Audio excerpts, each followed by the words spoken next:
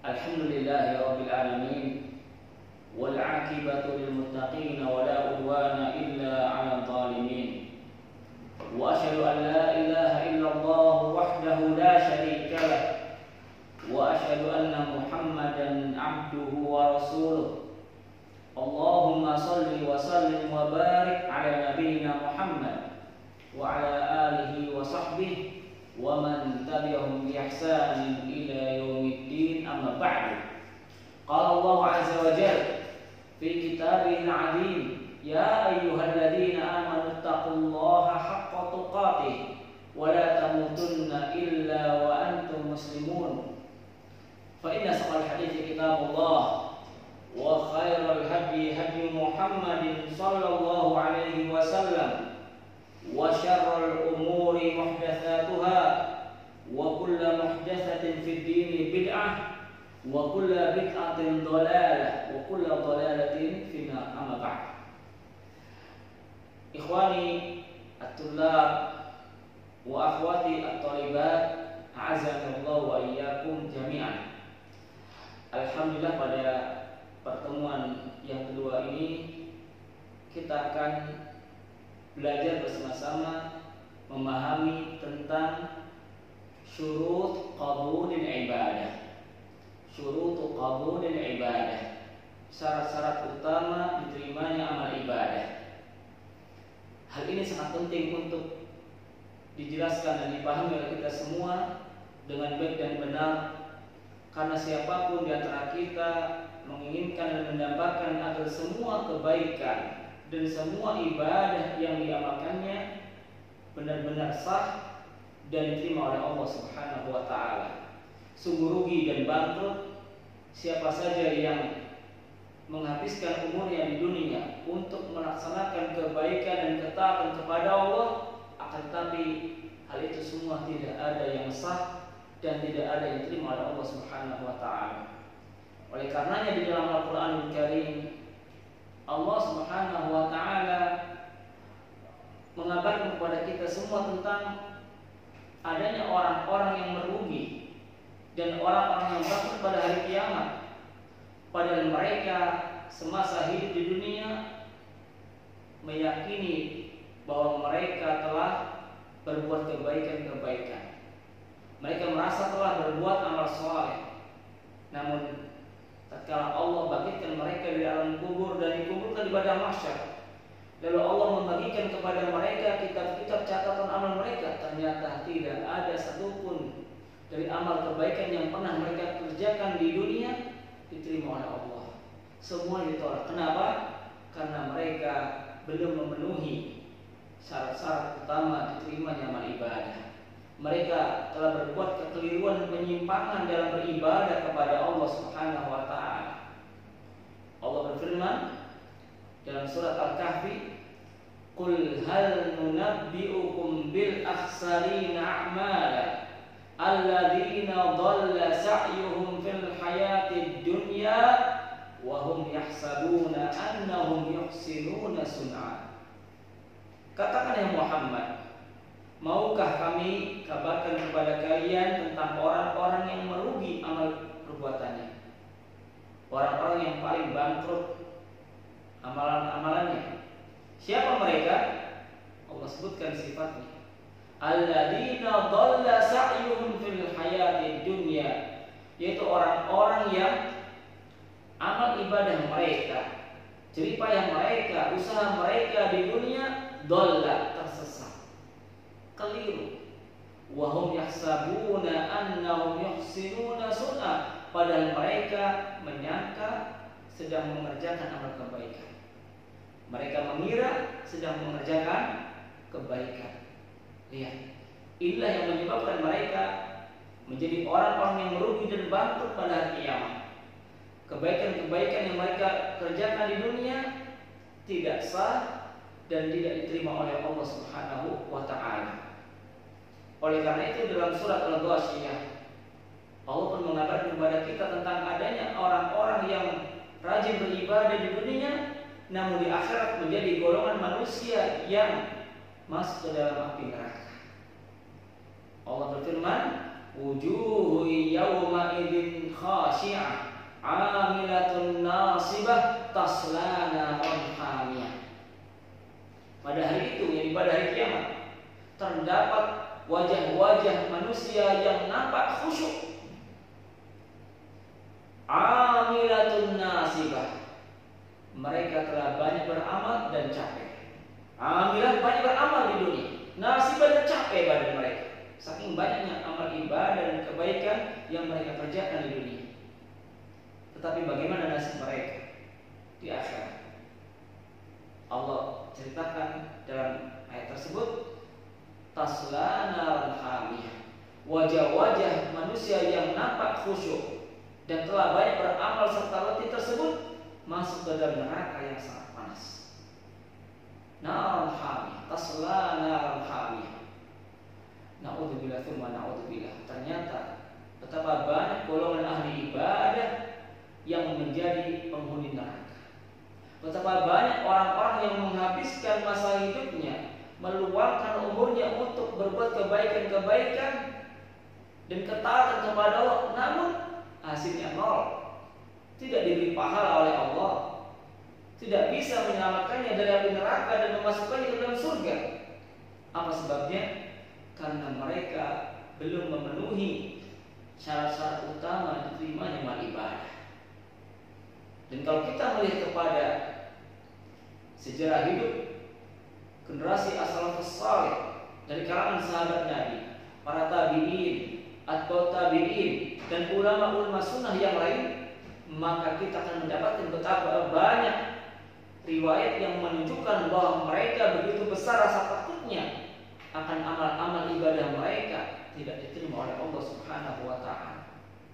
Di antara contohnya adalah apa yang dikatakan oleh seorang sahabat Nabi yang bernama Umar bin Khattab radhiyallahu anhu, khalifah Rasulullah yang kedua setelah Abu Bakar As-Siddiq radhiyallahu anhu.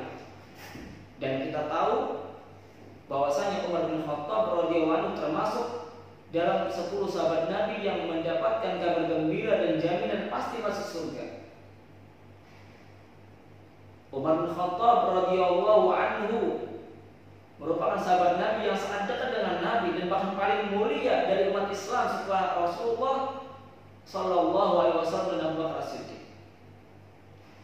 Ketika beliau menjabat sebagai khalifah, pada suatu hari beliau pernah berkata di hadapan rakyatnya, di hadapan kaum muslimin. Apa yang beliau katakan? Lau yunadi munadi minas sama ayyuhan nas kullukum dakhiluna al-jannata illa rajulan wahida la khiftu an akuna anahu. Umar bin Khattab radhiyallahu anhu pernah berkata, seandainya ada suara yang berkumandang dari langit, wahai segenap manusia, kalian semua berhak masuk ke dalam surga kecuali satu orang saja. Niscaya aku merasa takut dia adalah aku. Masya Allah. Lihat, beliau yang sudah jelas-jelas mendapat kabar gembira dan dia pasti masuk surga. Bahkan Rasul pun menampakkan keridhaannya kepada Umar bin Khattab radhiyallahu anhu. Dan beliau mengatakan, sungguh aku khawatir kalau seandainya ada satu orang yang diharamkan oleh Allah masuk surga, dia adalah aku. Seorang sahabat Nabi yang lain yang bernama Abu Hurairah radhiyallahu anhu, seorang sahabat yang paling banyak meriwayatkan hadis dari Nabi sallallahu alaihi wasallam secara mutlak. Seorang sahabat Nabi yang semenjak memeluk agama Islam, ia menghabiskan waktunya untuk bermulazamah, menyertai dan mendampingi Nabi, berkhidmah menjadi pelayan Nabi sallallahu alaihi wasallam sampai Nabi meninggal dunia. Beliau rajin menghadiri majelis taklim Rasul. Beliau rajin sholat di belakang Rasul. Bahkan ketika Nabi sedang mukim maupun safar, Abu Hurairah senantiasa menyertai dan melayani Nabi sallallahu alaihi wasallam. Namun terkala beliau mengalami sakit kritis yang mengantarkannya kepada kematian, Abu Hurairah radhiyallahu anhu dijenguk oleh keluarganya, kerabatnya, dan teman-teman dekatnya. Lalu mereka mendapati Abu Hurairah radhiyallahu anhu dalam keadaan menangis. Maka mereka pun menghibur Abu Hurairah dengan mengatakan, "Wahai Abu Hurairah, gerangan apakah yang membuatmu menangis? Bukankah engkau adalah seorang sahabat Nabi yang telah banyak meluangkan waktu untuk berkhidmah, membantu dan melayani Nabi, menyertai Nabi. Engkau rajin beribadah di belakang Nabi, bersama Nabi." Disebutkan kebaikan-kebaikan Abu Hurairah bersama Rasulullah SAW. Maka bagaimana jawaban Abu Hurairah radhiyallahu anhu? Beliau berkata, "Demi Allah, aku menangis bukan karena takut dan sedih akan berpisah dengan kehidupan dunia yang fana ini. Aku juga menangis bukan karena sedih akan berpisah dengan keluarga, kerabat, dan teman-teman dekat yang tercinta. Tetapi aku menangis ini karena aku merasa yakin bahwasanya aku akan melakukan perjalanan yang sangat jauh ke negeri akhirat. Perjalanan yang sangat jauh ke negeri akhirat, sedangkan bekal amalku sangatlah sedikit." Subhanallah. Beliau menganggap dirinya belum banyak beramal, belum banyak menyiapkan ibadah-ibadah untuk bekal menuju akhirat.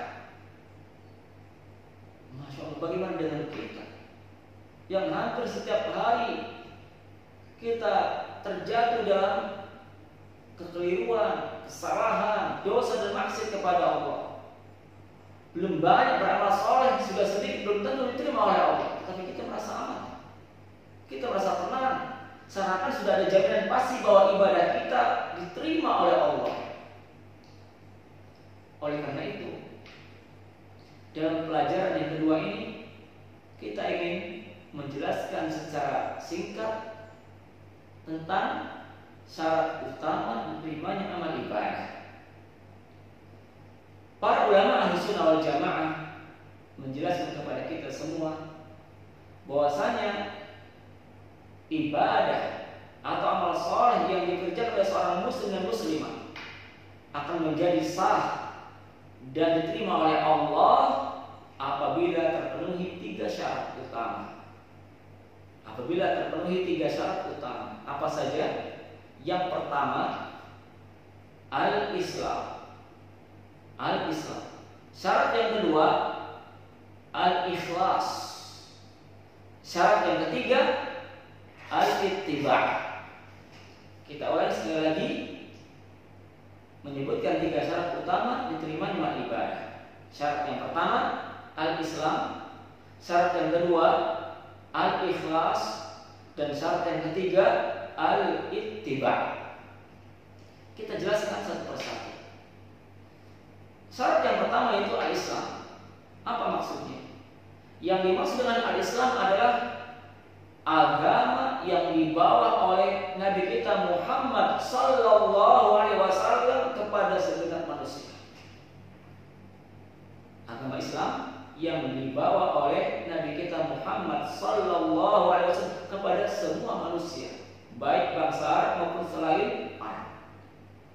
Jadi, maksud dari syarat pertama ini adalah apabila orang yang mengerjakan amal saleh atau ibadah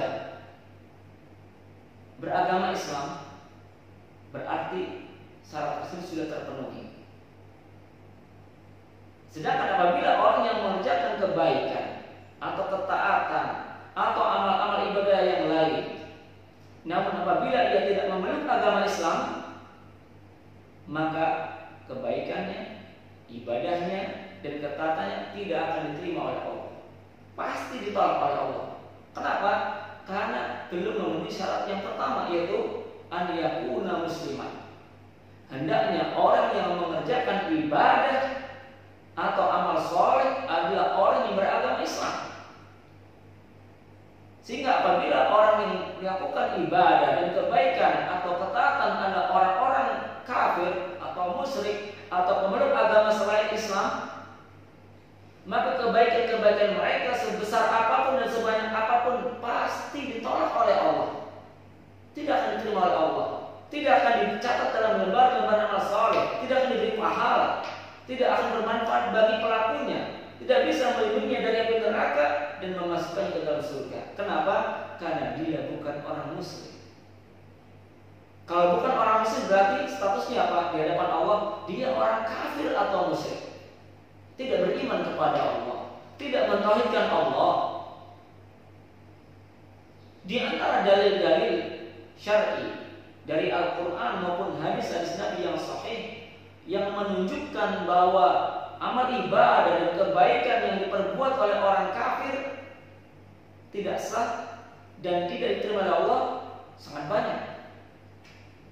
Di antaranya adalah firman Allah dalam surat At-Taubah ayat 54. Surat At-Taubah ayat 54. Apa bunyinya? Wa ma mana'ahum an tuqbala minhum nafaqatuhum illa annahum kafaru billahi wa birrasulih. Dan tidak ada yang menghalangi mereka untuk diterima infak-infak mereka, melainkan sebabnya karena mereka kafir kepada Allah dan kafir kepada Rasulnya.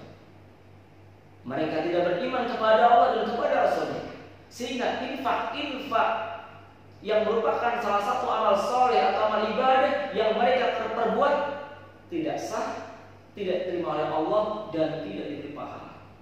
Apa sebabnya? Mereka tidak muslim. Mereka tidak beriman kepada Allah, tidak beriman kepada Rasulullah SAW. Jelas ditolak. Walaupun niatnya ikhlas, tulus, tidak pamer, tidak riya, tidak mengharapkan pujian atau ingin mendapatkan kepentingan dunia atau mendapatkan popularitas atau jabatan kedudukan di tengah masyarakat. Tidak ada sedikit pun yang seperti itu. Tetapi apabila dia bukan orang muslim, tidak beriman kepada Allah dan Rasulullah SAW, maka kebaikan sebesar apapun dan sebanyak apapun pasti ditolak oleh Allah Subhanahu wa Ta'ala. Dari hadis, yaitu hadis yang menunjukkan tentang kisah paman Nabi SAW yang bernama Abu Thalib. Paman Nabi SAW bernama Abu Thalib. Beliau adalah paman Nabi yang sangat besar perhatian dan kasih sayangnya kepada keponakannya, yaitu kepada Nabi Muhammad SAW. Di antara bukti betapa besar jasa dan kebaikan Abu Thalib kepada Rasulullah adalah ketika Nabi kita Muhammad SAW ditinggal wafat oleh kedua orang tuanya, lalu ditinggal wafat oleh kakeknya yang bernama Abdul Muttalib. Maka siapa yang mengasuh dan memelihara Rasulullah Muhammad, seorang anak yatim? Yang mengasuhnya adalah paman beliau, Abu Thalib. Bukti yang lain, di antara bukti betapa besar jasa dan kebaikan Abu Thalib, paman Nabi, yaitu ketika Nabi menginjak usia remaja, maka Abu Thalib melatih Rasulullah Muhammad bin Abdullah untuk berdagang atau berbisnis dengan mengajaknya safar ke negeri Syam atau ke negeri Yaman untuk berbisnis dan berdagang sebagaimana profesi masyarakat Quraisy, sehingga Nabi menjadi seorang yang mahir dan profesional dalam berbisnis atau berdagang. Kemudian di antara jasa dan kebaikan Abu Thalib, ketika Nabi berusia 25 tahun, Abu Thalib melamar Khadijah binti Khuwailid, seorang wanita yang kaya raya berkedudukan tinggi di tengah masyarakat. Untuk siapa? Untuk ponakannya, untuk Nabi Muhammad bin Abdullah SAW. Dan beliau yang menyiapkan mahar atau mas kawin sebanyak 100 ekor onta.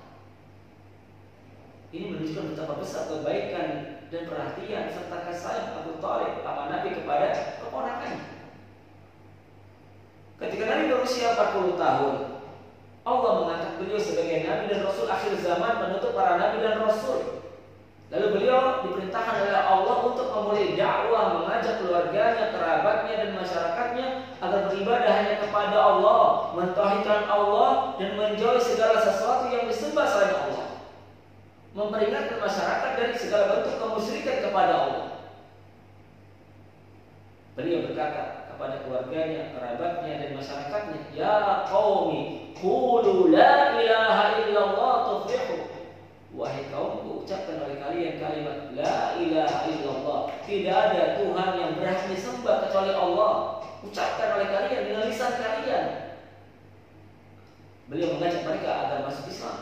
Beliau mengajak mereka untuk bertobat dari segala bentuk kemusyrikan dan kekafiran kepada Allah.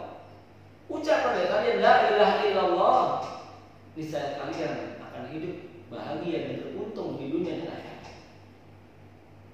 Tetapi apakah dengan begitu mudah mereka menerima dan mengikuti dakwah beliau untuk masuk Islam, untuk bertobat dan meninggalkan segala bentuk kemusyrikan pada Allah? Tidak. Bahkan beliau mendapatkan perlawanan dan permusuhan yang sangat besar dari kerabatnya, dari kaumnya. Bahkan mereka yang tadinya memuji Nabi, menggelari Nabi dengan gelar Al-Amin, orang yang paling jujur, paling amanah di Jazirah Arab, menyifati beliau dengan sifat-sifat terpuji, sekarang sikap mereka terbalik. Mereka menuduh Nabi sebagai kadzab, pendusta. Bahkan Nabi dituduh sebagai orang yang tukang sihir atau dukun atau peramal atau penyair. Bahkan mereka menuduh Nabi sebagai orang yang majnun, orang gila. Bahkan nama Nabi yang aslinya Muhammad dirubah oleh mereka menjadi Mudammam. Mudammam, bukan lagi Muhammad. Mereka rubah namanya menjadi Mudammam, orang yang tercela. Kalau Muhammad artinya terpuji, tapi Mudammam orang tercela. Saking bencinya mereka kepada Nabi Muhammad yang telah memulai dakwah Islam, dakwah tauhid, dan memperingatkan mereka dari kesyirikan. Bahkan mereka berupaya untuk mengusir Nabi, melukai Nabi, bahkan membunuh Nabi. Sepakat. Tetapi perhatikan, ya, mereka tidak pernah mampu menampakkan gangguan secara terang-terangan kepada Nabi selama paman Nabi yang bernama Abu Thalib masih hidup. Paman Nabi masih hidup. Tidak ada satupun dari gembong-gembong musyrikin Quraisy yang berani mengganggu dan menyakiti Nabi terang-terangan. Kenapa? Abu Thalib menjadi tameng dan benteng yang sangat kokoh, menjadi pelindung bagi Nabi dan dakwah Nabi. Namun sayang, ketika Abu Thalib paman Nabi mengalami sakit kritis yang mengantarkannya kepada kematian, Rasulullah sebagai keponakan menjenguk pamannya dalam rangka apa? Menyelamatkan beliau dari jurang api neraka, dengan cara mengajak beliau mendakwai pamannya agar mengucapkan syahadat la ilaha illallah, mengajak beliau agar masuk Islam sehingga selamat dari api neraka dan berhak masuk surga. Beliau Muhammad SAW berkata kepada pamannya, ya ammi, qul la ilaha illallah kalimatan uhajju laka biha indallah. Wahai pamanku, ucapkan olehmu kalimat la ilaha illallah. Tidak ada Tuhan yang berhak disembah kecuali Allah. Suatu kalimat yang akan aku jadikan alasan dan argumentasi di hadapan Allah, engkau itu orang muslim, beriman kepada Allah, berhak masuk surga dan selamat dari api neraka. Namun sayang, pada saat itu yang menjenguk Abu Thalib tidak hanya keponakannya, tidak hanya Rasulullah SAW, tetapi ada pula di sisi Abu Thalib teman-teman akrab dari Abu Thalib seperti Abu Jahal, Hilal bin Umayyah, dan yang lain dari gembong-gembong musyrikin Quraisy. Maka Abu Jahal ketika melihat Abu Thalib diajak untuk masuk Islam dengan mengucapkan kalimat tauhid la ilaha illallah, maka Abu Jahal berkata dalam rangka menghalang-halangi dan mencegah Abu Thalib dari masuk Islam. Beliau berkata, ya Abu Thalib, atardadu an millati Abdul Muttalib. Wahai Abu Thalib, apakah kau sekarang benci dengan agama bapakmu, agama dan keyakinan ayahmu Abdul Muttalib, nenek moyangmu, menyembah dan mengagungkan patung-patung dan berhala-berhala? Lihat, ini kalimat yang sangat ampuh, jurus jitu dari Abu Jahal untuk teman dekatnya agar ia tidak masuk Islam, agar ia selalu istiqomah di atas kemusyrikannya, agama dan keyakinan nenek moyangnya. Maka Nabi pun mengulangi kembali dakwahnya kepada Islam. Ya ammi, qul la ilaha illallah kalimatan uhajju laka biha indallah. Abu Jahal pun tidak mau kalah, mengulangi lagi ucapannya dengan mengatakan, ya Abu Thalib atardadu an millati Abdul Muttalib. Sehingga terjadilah perang batin pada diri Abu Thalib paman Nabi. Yang pertama adalah seruan dan ajakan keponakan yang ia pelihara dan ia sayang sejak kecil. Sementara seruan yang kedua adalah ajakan dari teman dekatnya, konco akrabnya Abu Jahal, dari kecil sampai tua. Tetapi hati kecil Abu Thalib lebih condong kepada dakwah keponakannya, yaitu pada Islam. Bahkan beliau mengakui kebenaran agama Islam, bahwa agama Islam yang dibawa oleh Rasulullah keponakannya sebaik-baik agama bagi umat manusia. Tapi sayang, sampai akhir hayatnya ketika malaikat maut mencabut nyawanya, Abu Thalib dalam keadaan tidak sempat mengucapkan dengan lisannya syahadat la ilaha illallah Muhammad Rasulullah. Abu Thalib meninggal dunia dalam keadaan musyrik, dalam keadaan kafir, tidak memeluk agama Islam, sehingga membuat Rasulullah merasa sedih. Sampai-sampai beliau berkata, la astaghfirunna laka ma lam unha anka. Sungguh aku akan senantiasa memohon ampun kepada Allah untukmu wahai pamanku selagi aku belum dilarang. Lihat, beliau begitu sedih. Kenapa? Beliau merasakan betapa besar perhatian, kasih sayang dan kebaikan dari pamannya. Sampai Allah turunkan ayat surat At-Taubah ayat 113 yang berbunyi, maka lin nabi wal ladzina amanu ayastaghfiru lil musyrikin walau kanu uli qurba min ba'di ma tabayyana lahum annahum ashabul jahim. Tidak boleh, tidak sepantasnya bagi nabi dan bagi orang-orang yang beriman memohon ampunan kepada Allah untuk orang-orang musyrik, walaupun mereka adalah karib kerabatnya sendiri, sesudah jelas bahwa mereka adalah calon penghuni neraka jahim. Sejak saat itulah, semenjak turunnya ayat itulah Nabi berhenti dari istighfar, memohon ampun kepada Allah untuk pamannya yang mati dalam keadaan musyrik. Paman beliau merupakan salah satu calon penghuni neraka berdasarkan firman Allah. Ya, padahal kebaikan dan jasa-jasa besar Abu Thalib kepada Nabi Muhammad dan kepada dakwah Islam begitu baik dan besar, tapi itu semua menjadi sia-sia, tidak bermanfaat, tidak menyelamatkannya dari api neraka dan tidak memasukkannya ke dalam surga. Kenapa? Karena beliau tidak memeluk agama Islam, tidak beriman kepada Allah, tidak beriman kepada Rasul sampai mati. Makanya tempat tinggal orang-orang kafir, orang-orang musyrik, Yahudi, Nasrani, Buddha, Hindu, Majusi atau yang lainnya, kalau mereka mati dalam keadaan memeluk agama Islam, mereka itu akan menjadi penghuni neraka yang kekal abadi. Menurut firman Allah dalam Al-Quran, di antaranya firman Allah dalam surat Al-Bayyinah ayat yang ke-6. Al-Bayyinah ayat yang ke-6. Allah berfirman, innal ladzina kafaru min ahlil kitabi wal musyrikina fi nari jahannam khalidina fiha ulaika hum syarrul bariyah. Sesungguhnya orang-orang yang kafir dari kalangan ahlul kitab, Yahudi maupun Nasrani, dan orang-orang kafir dari kalangan musyrikin, Hindu, Buddha, Majusi, Konghucu atau yang lainnya, yang tidak memiliki kitab samawi, mereka disebut kafir musyrikin. Di mana tempat kembali mereka di akhirat? Fi nari jahannam, mereka semua akan masuk ke dalam neraka jahannam. Khalidina fiha, mereka kekal di dalamnya selama-lamanya. Ulaika hum syarrul bariyah, mereka adalah seburuk-buruk makhluk. Jadi inilah syarat pertama di antara syarat utama diterimanya amal ibadah, yaitu hendaknya pelaku ibadah atau pelaku amal kebaikan adalah orang yang beragama Islam. Syarat yang kedua di antara syarat utama diterimanya amal ibadah adalah al-ikhlas. Apa itu ikhlas?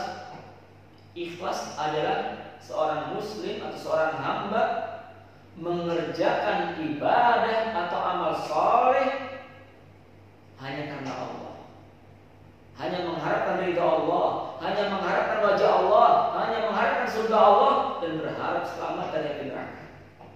Itu niatnya.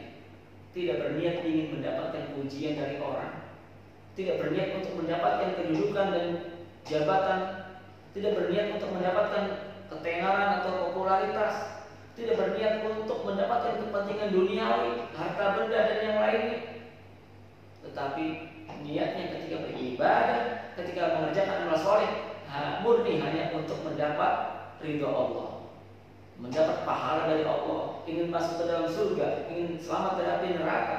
Itulah orang yang ikhlas. Banyak sekali ayat-ayat maupun hadis-hadis yang menunjukkan bahwa ikhlas hanya karena Allah dalam beribadah dan beramal soleh merupakan syarat utama diterima dengan ibadah. Di antara dalilnya firman Allah dalam surat Al-Bayyinah ayat yang kelima. Surat apa? Al-Bayyinah ayat yang kelima. Wa ma umiru illa liya'budullaha mukhlishina lahuddin. Dan mereka tidaklah diperintahkan oleh Allah melainkan agar mereka mengikhlaskan ketaatan hanya untuk Allah. Dalam ayat yang lain Allah berfirman, fa'budillaha mukhlishan lahuddin. Beribadah engkau kepada Allah dengan mengikhlaskan ketaatan hanya untuk Allah.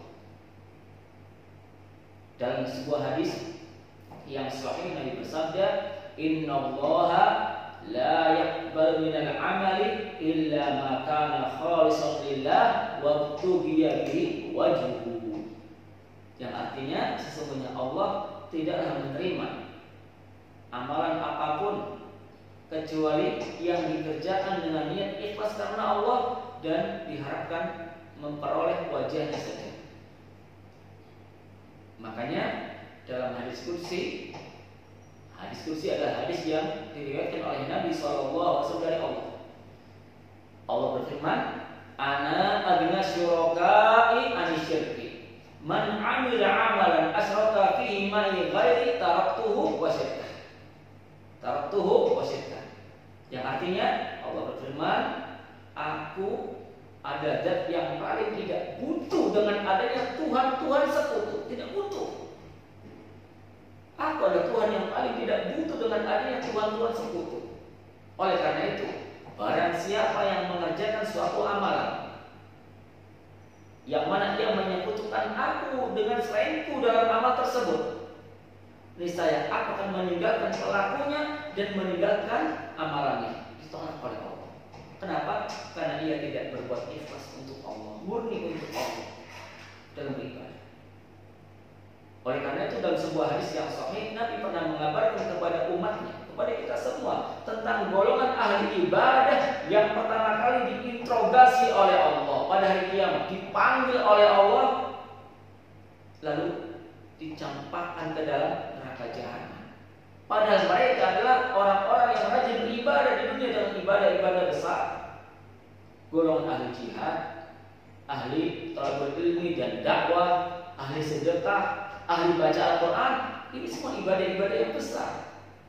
Tapi ternyata di akhirat mereka menjadi manusia pertama kali diadili oleh Allah, diinterogasi oleh Allah, lalu tersingkap niat jahat mereka, niat busuk mereka dalam hatinya.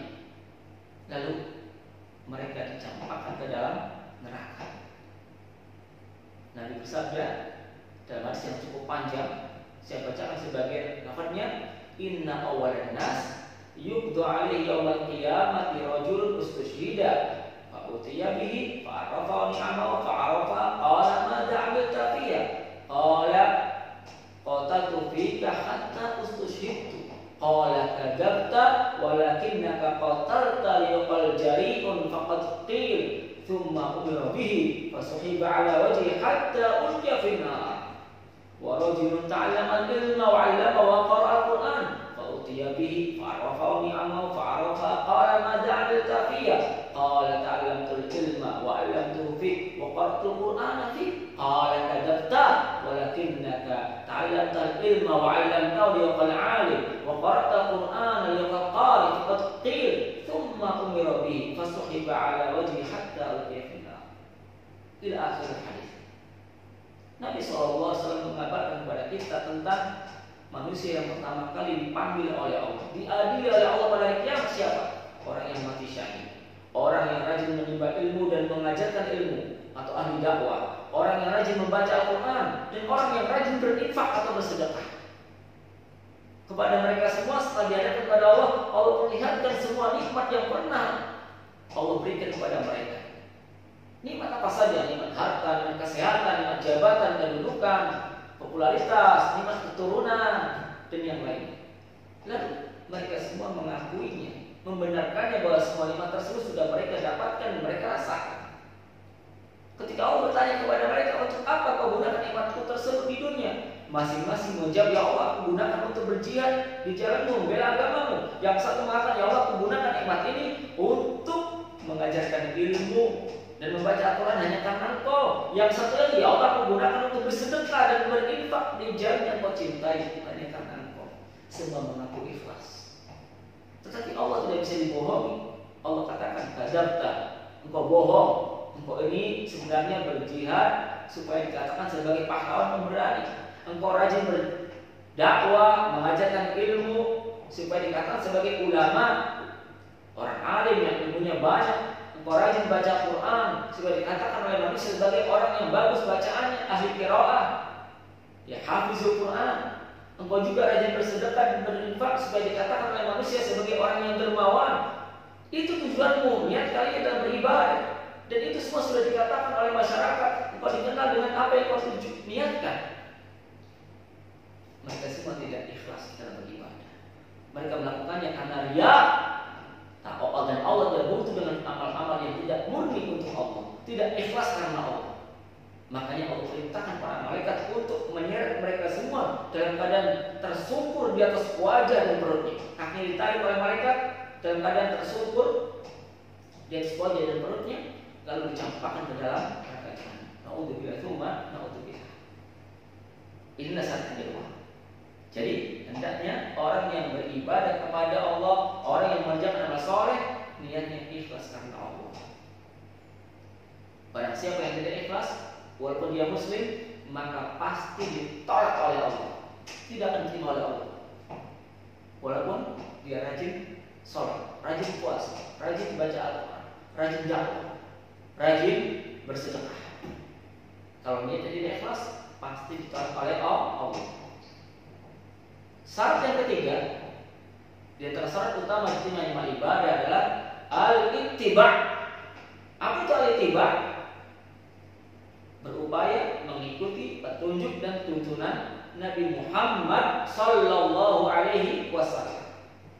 Al-ittiba' artinya berupaya mengikuti petunjuk dan tuntunan Rasulullah sallallahu alaihi wasallam dalam beribadah kepada Allah. Maka barang siapa yang mengerjakan amal ibadah atau amal kebaikan apapun, apabila tidak sesuai dengan petunjuk Nabi, tidak mengikuti tata cara Rasulullah SAW, maka amal ibadahnya pasti ditolak oleh Allah, tidak akan diterima. Tidak akan diterima oleh Allah Subhanahu wa Ta'ala.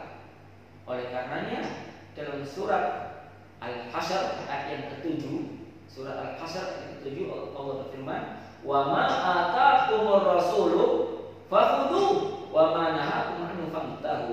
Apa saja yang diajarkan oleh Rasul kepada kalian, terimalah, ikutilah, laksanakanlah, dan apa saja yang dilarang Rasul kepada kalian, tinggalkanlah.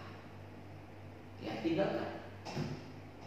Barang siapa yang beribadah kepada Allah dengan ibadah apapun, tetapi tata caranya tidak sesuai dengan petunjuk dan tuntunan Nabi, maka tidak diterima oleh Allah, sebagaimana sabda Nabi SAW dalam hadis riwayat Imam Muslim dalam kitab sahihnya dari sahabat atau sahabiyah Aisyah radhiyallahu anha, Nabi bersabda, "Man 'amila 'amalan laisa 'alaihi amruna fa huwa raddun." Barang siapa yang mengerjakan suatu amalan atau ibadah apapun yang tidak ada tuntunannya dari kami, tidak ada petunjuknya dalam Al-Quran dan As-Sunnah atau Al-Hadis As-Sahih, maka amal tersebut ditolak oleh Allah Subhanahu wa Ta'ala.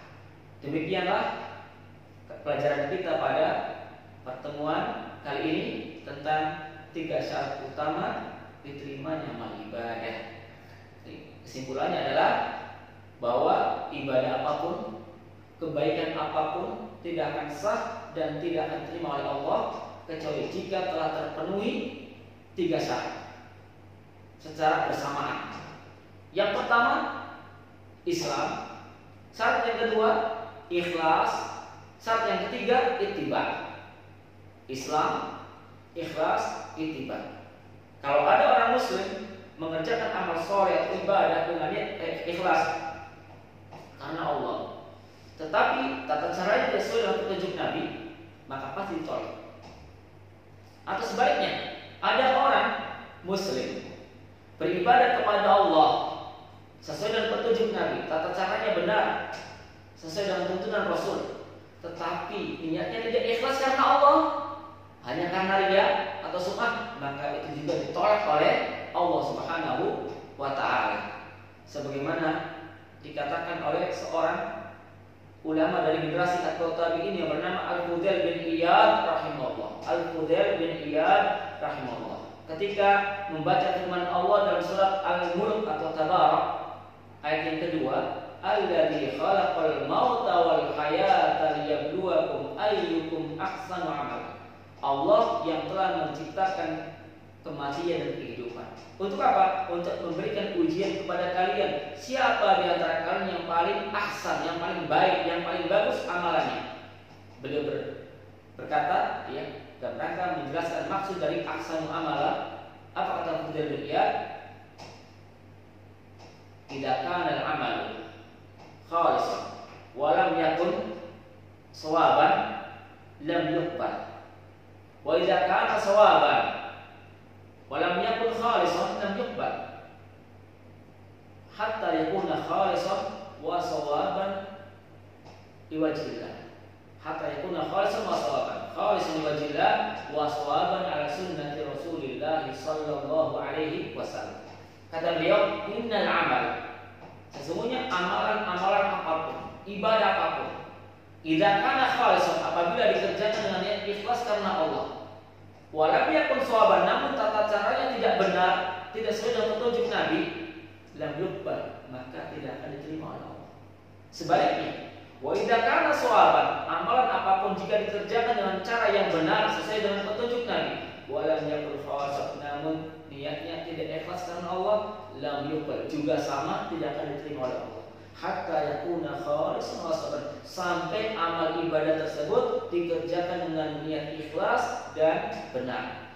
Khalisan, ikhlas liwajillah, hanya mengharapkan wajah Allah, wa shawaban ala sunnati Rasulullah, dan caranya benar sesuai dengan petunjuk Rasulullah sallallahu alaihi wasallam. Demikian pelajaran kita pada pertemuan kali ini, semoga bisa dipahami dengan baik dan benar dan menjadi ilmu yang bermanfaat. Allahumma alimna ma yanfa'una wanfa'na bima 'allamtana wa zidna ilman nafi'a, wa sallallahu wa sallam wa barak ala nabiyyina Muhammad wa akhiru da'wana alhamdulillahi rabbil alamin. Wassalamualaikum warahmatullahi wabarakatuh.